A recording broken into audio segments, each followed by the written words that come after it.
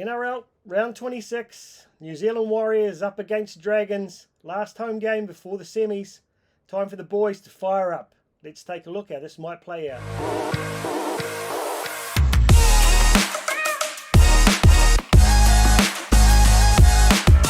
Hey team, welcome back into the Warriorholic. As you can see here, still stuck in Japan. A bit of a tiny little hotel room here. Light's pretty crap. No microphone, so apologies for the sound, and it's going to be a bit of a quick one this week.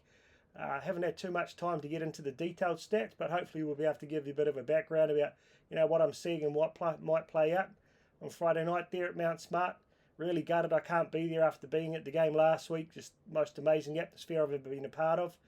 And I can only imagine this week's going to be even better. It's been sold out for well over a week now, so fire up team. Let's see how this goes. First and foremost, I kind of had a glancing look at the Storm game against the Dragons in the weekend there. Dragons pushed them close. If you just look at the score and you didn't see the game, it'd be pretty concerning, because the Storm have been playing some pretty good footy lately, but they were pretty mud. Their line defence was very passive. It was lackluster. And some of those tries that the Dragons let in for the Dragons, they're very un-Storm-like. So for me, there's not too much to panic about. Their left edge continues to be very leaky, quite similar to ours on the weekend there. But we saw, granted Manly maybe adjusted their attack a little bit. We managed to lock things up in the second half. But for the Dragons, I think it's been an ongoing issue all season that I think it was 3 tries that Warburg got down the Dragons' left-hand side there. What I kind of saw is that similar to us, they have a kind of bunch defence that the wing is quite a way in from the sideline and does leave a lot of room there. And if you can get them in two minds, that they sort of get the wingers or the centres to jam in, it's going to be quite easy, I think, for Dallin to end up with a clear run into the line there or a 2-on-1 with him and Berry. So I think that gives me confidence that we can score a few points down that side. But that said, they did put some points on and they did fight against the Storm there, so we won't be expecting an easy game. But again, I'd be quite disappointed if, for some reason this turned out to be a banana. A few changes there that we'll get into in a moment. I'm kind of curious as to why some of them, you've got like Jackson Ford on the bench there. Is that just a rest, or is it an acknowledgement maybe he had a part to play in the edge defence on his side there that letting Saab in, or maybe the 3 penalties gave away? My instinct is it's probably just a bit of a way to give him a break without actually giving him the game off to keep him match fit. But yeah, I'm expecting the boys to be really fired up. I expect them to be a lot more clinical, and I'd like to see us, I don't mind if it's a grinding game, but I'd like to see us be a much more sort of concise and precise in the way we play. I want to see our completion rate up over 85%, and I want to see our tackle efficiency up a little bit higher as well. So let's take a bit of a look at the stats. Like I said, I haven't broken them all down to the individual players, but I've got a little bit here about the teams and the sort of history between the teams and how both have been going this year. So let's jump on into it. Overall, we've played 35 games over the years, 24 wins to them, 11 to us, which is kind of surprising. I think I probably mentioned this earlier on the season when we played them. I've never really thought of the Dragons to be a really dominant team, so I'm not too sure why they've had so many over us. Particularly playing over there is something we've struggled with, but we're at home this time, so that shouldn't be an issue. Looking at this season though, 15 wins for us, just a 5 for them, so we're sitting on 3rd and they're just down there in 16th. Bit of a shame, to be honest. I think with the way the Tigers are finishing the season, they probably don't deserve to get the spoon. I think the Dragons have been worse, I don't know, over the past couple of months until this, just a weekend gone by. So, it'll be interesting to see if the Tigers could somehow manage to get a couple of wins and they lose the rest of theirs. They may still end up with a spoon, so they'll be motivated to make sure that doesn't happen. But looking at the for and against here, it's a good picture for us, but not so pretty for them. 544 for 408 against with a plus 139. And I wonder when the last time we had such a big plus winning rate was. I have to have a bit of a look at that one before the post-game review for this, actually. I'd say it would have been a while. What are they? 456 for and 623 against. Man, that's leaking some points there. With a minus 167 differential, so it's almost 300 points difference there. That said, the average what are we looking at here? We've got a +6 over on a per game basis there. 24 against, 18 against. That's pretty much, it's remained around that 18-point mark for us for average 4 against all season. Actually, it's been good. 24, 28 against for them. So they've managed to score some points as much as they've had a few scored on them, so -8. But looking at the past 5 games, so we've won 5. They've just had the 1 win.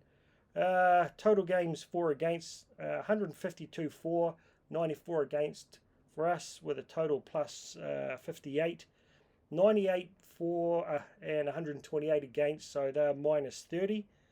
But if you kind of look at it, we're 34 and 19 against, so +11. They're 24 and 26 against, so -6. So, we've got a slightly better for and against over the past 5 weeks, but so have them. Still, there should be no excuses. We should put these guys away if we're any hope of going deep into the finals there. Completion rate, again, this always seems to surprise me. You look at the completion rate and the tackle efficiency, we're 3rd, they're 16th. 3% better completion rate and 0.9% better tackle efficiency. So it shows, there's so little in the difference between the top and bottom teams really when it comes down to it in the NRL. Total tries scored, we got 95, we're sitting in 8th. They got 88, sitting in 12th. 127 line breaks for us in 4th. 102 for them in 13th. Tackle breaks, 712 for us in 11th. One slot ahead of us there. 729 on 10th. So it goes to show tackle breaks aren't always everything. They don't necessarily lead to points. Missed tackles, 707 for us on 14th. So that's a good thing, being down low there. 738 for them and 8th, which is, they're sort of middle of the road there. Which just means they're missing tackles in the wrong places. We miss ours, I think, more sort of midfield or whatever. Interesting. I'd love to be able to sort of track the stat on the tries like we let in the weekend. They weren't counted as missed tackles because they just went through a straight gap. But hopefully that won't happen in the weekend here. Right, let's have a look at the two sides here. Like I said, sorry guys, I don't have a lot of time. I've been working bloody 7 in the morning till about 7 o'clock at night here. I don't do a lot when I'm in New Zealand, but I work my ass off when I'm in Japan, so I haven't quite had the chance to go into it deep. But let's have a bit of a look at the back lines here lining up. For us, we've got C&K at the back there, Montoya, Dallin, Pompey, Berry, Metcalf and Johnson unchanged. That's great to have the continuity there. There's a little bit of a question mark as to whether Tamari Martin might come in. By all accounts, he's going to play Cup. He's in the extended squad, so who knows? Webby knows, is one of those guys that every now and then will change people in at the last minute. Personally, I would have liked to see him get maybe 20 minutes off the bench there, because as much as you'd get out of playing a game in Cup, I really think it's about combinations rather than fitness. With the way we train, and I think he's probably been back running now for quite a while. He would have been through a lot of contact training. We saw how everyone hit the ground running in the trials early on, and he was one of them.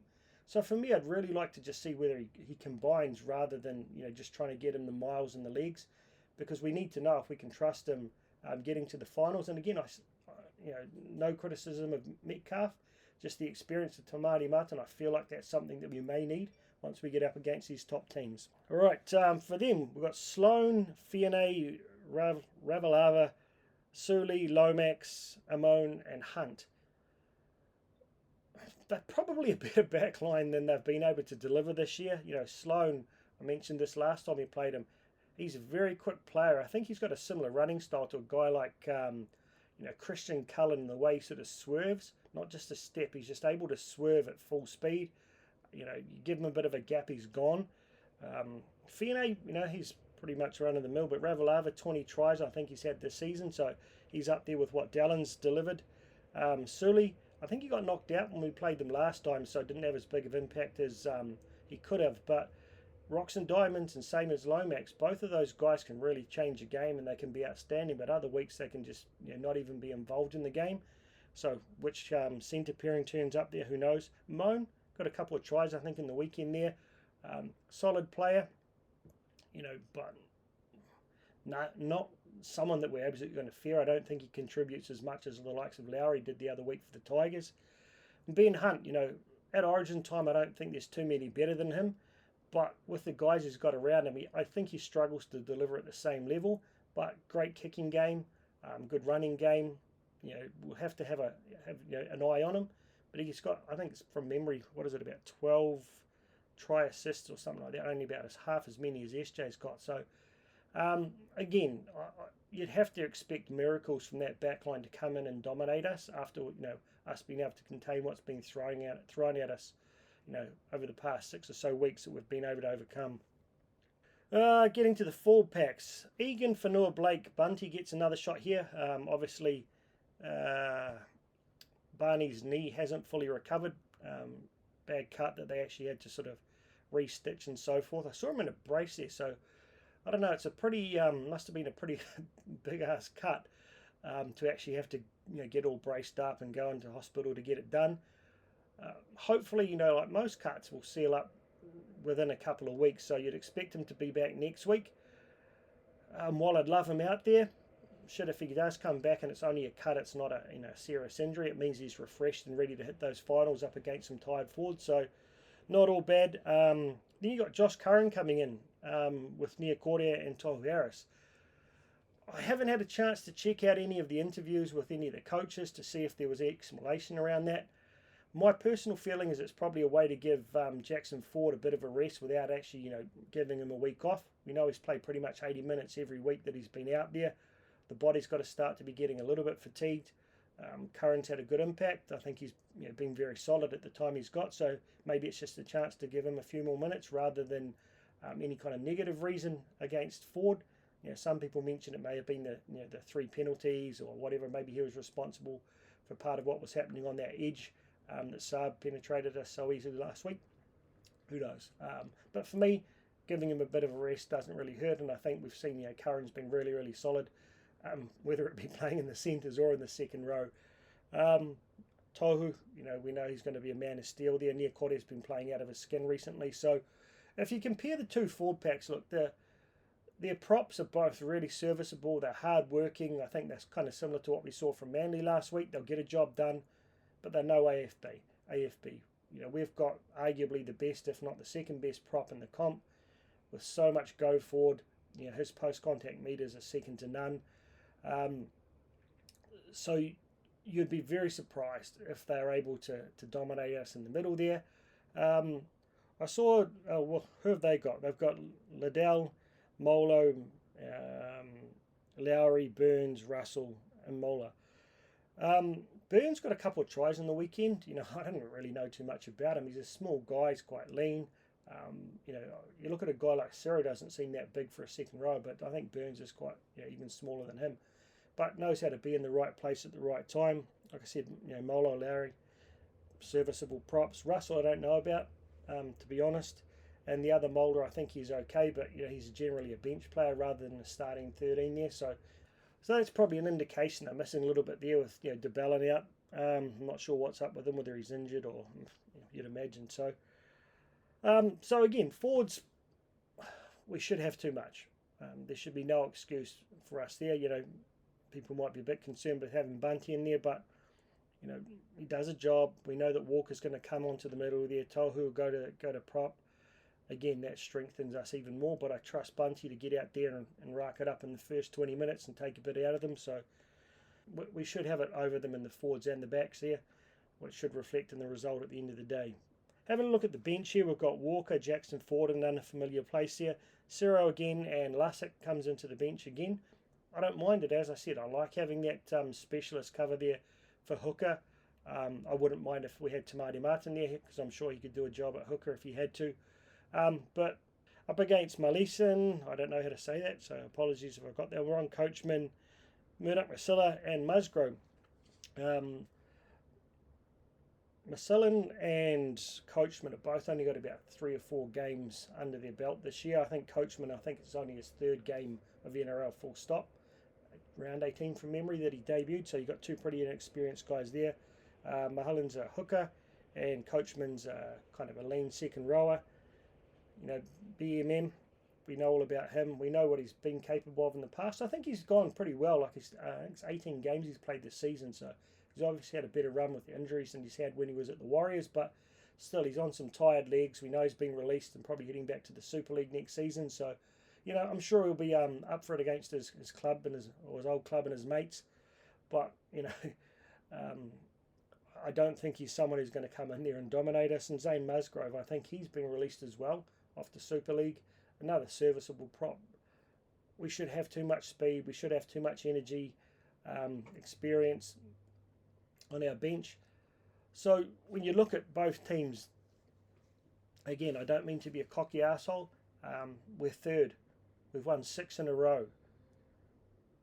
There's no way we should be able to lose this if we play like we should. I don't think they beat us outright, as in like they come in and outplay us.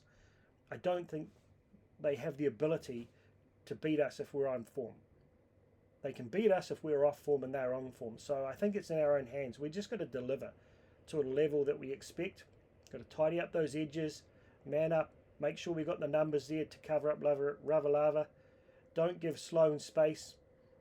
Put pressure on Hunt's kicking game, and then just deliver. Concise, precise. They're the key words for me from here on. And we've got the skill. When we get our timing right with our attack, people know it, the teams know what's coming, but they can't stop it. We've heard guys who know a lot more about footy than me. Matty Johns, bloke in a bar, just talking about the slickness and the precision of our attack. The other thing that was interesting I heard them mentioning is that, again, the average fan like me, we don't really notice this, but our guys are always in the position they should be. We don't have guys overcalling and going and taking the glory runs. They stick to whatever the call is, and they play to that call. Whereas you'll see, teams like South are struggling at the moment with Latrell running in there, pushing Cook out a dummy half to grab the ball and basically do nothing with it. We don't do that. We're just sitting there playing in our structure. We're sticking to it and we're trusting it. So for me, it's just about getting those passes in front of the man, in the breadbasket. Not up here, not over here, not behind us, not in front of us. Get those passes on the button. We've got to figure out a way to deal with these rushing defences and these people trying to disrupt the SJ. That's all that's going to basically stop us. We get it sorted. I think we put 30 plus on them. I can't see them putting more than 3 tries on us, so best case scenario they get 18. This should be another 12, 14 point win. This gets us confirmed into the top 4, gets us home semis. The boys know it's got to be done. Last game at home. If you're going to the ground, just scream those lungs out. Make sure that the boys know we're there. Make sure that the Dragons hate it. I can't wait to hear you guys sing that team song at the end there, because I'm pretty sure they're only going to do that when the crowd sings it when we win, just like the boys. So look forward to seeing that being posted online, because there's nothing more exciting, I think, than just that sound of 24,000 rabid Warriors fans screaming that victory song, and then hearing the boys banging that drum in the change rooms afterwards, because we got the power and we got the speed. Let's get it done, guys. See you for the post-game review over the weekend. Have a good one.